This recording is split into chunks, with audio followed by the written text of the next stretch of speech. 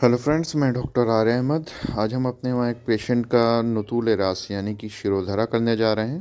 तो पहले मैं आपको इस पेशेंट की हिस्ट्री बता देता हूँ। एक लेडीज़ पेशेंट है, इनकी एज करीब 40 इयर्स होगी। इनको माइग्रेन की दिक्कत है और वो भी करीब 10 से 12 साल से है, जिसकी वजह से इनको सीवियर हेडेक होता था। शोर से, किसी तरह की आवाज़ से, रोशनी से, बात करने से लोगों की इनको बहुत उलझन घबराहट होती थी। इनका इन्होंने एलोपैथिक ट्रीटमेंट लिया, कई बड़े बड़े डॉक्टर्स को दिखाया। लखनऊ के डॉक्टर मजहर हुसैन बहुत बड़े न्यूरोसर्जन हैं, उनका भी ट्रीटमेंट इन्होंने काफ़ी दिन, तो उनको जब तक ट्रीटमेंट लेती थी तब तक आराम रहता था। उसके बाद फिर इन्होंने और कई फिजिशियंस को भी दिखाया, न्यूरो फिजिशियंस को भी दिखाया, लेकिन कोई इसका परमानेंट सोल्यूशन इनका निकल नहीं पाया। दवा लेते रहो तो आराम है, दवा छोड़ने के बाद फिर वही दिक्कत होने लग जाती थी। अक्सर जो माइग्रेन का अटैक होता था वो रात में होता था, जिसकी वजह से इनकी स्लिप बहुत डिस्टर्ब होने लग गई। तो इनको फिर इंसोम्निया की दिक्कत हो गई, जिसकी वजह से साइकोलॉजिकल डिसऑर्डर भी इनके उसमें ऐड होते चले गए।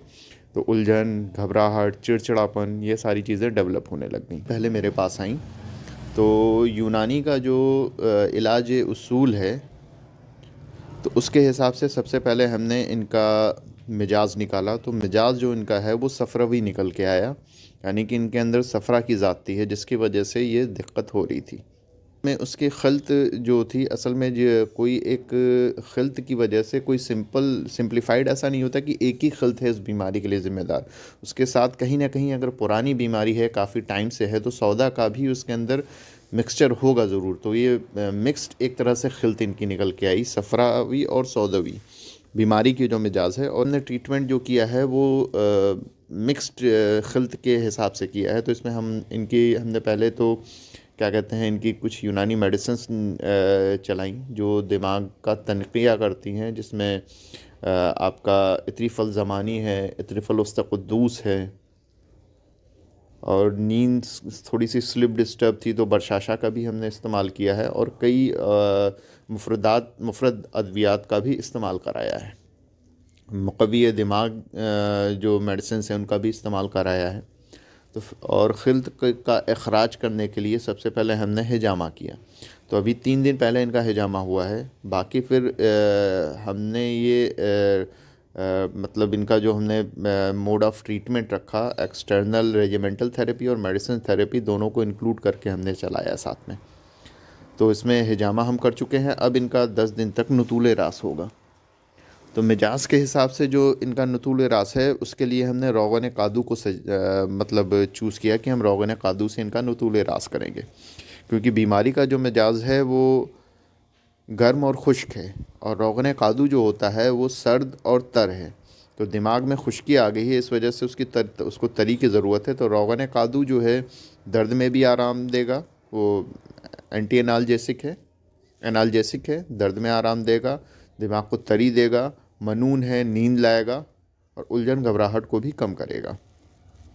तो अब इनकी जो थेरेपी होने जा रही है वो रोगन कादू से होने जा रही है। रोगन कादू भी ये हमने अपने वहाँ ख़ुद तैयार किया है। उसको बनाने के पूरे प्रोसीजर की भी हमने वीडियो डाल रखी है।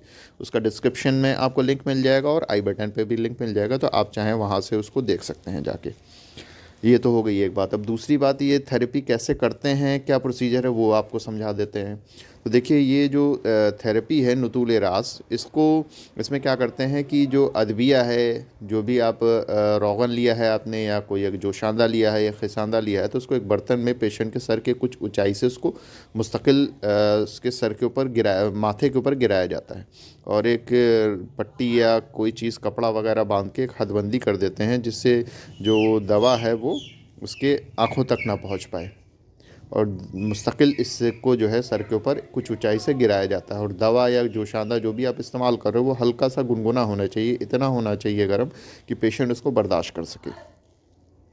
तो जब ये एक ऊंचाई से गिरता है तो उसकी वजह से एक वाइब्रेशन जनरेट होती है। जो हमारे फेशियल्स बोन्स हैं, तो वो उनके अंदर क्या है, कैविटी पाई जाती है, एयर स्पेस होता है। तो जब वो ऊपर से गिरता है तो उस एयर स्पेस के अंदर जो एयर होती है उनके अंदर वाइब्रेशन होता है। उस वाइब्रेशन जो है फिर वो आगे ट्रेवल करके ब्रेन तक जाता है और ब्रेन को एक्टिवेट करता है, ब्रेन के लिए एक सिग्नल का काम करता है।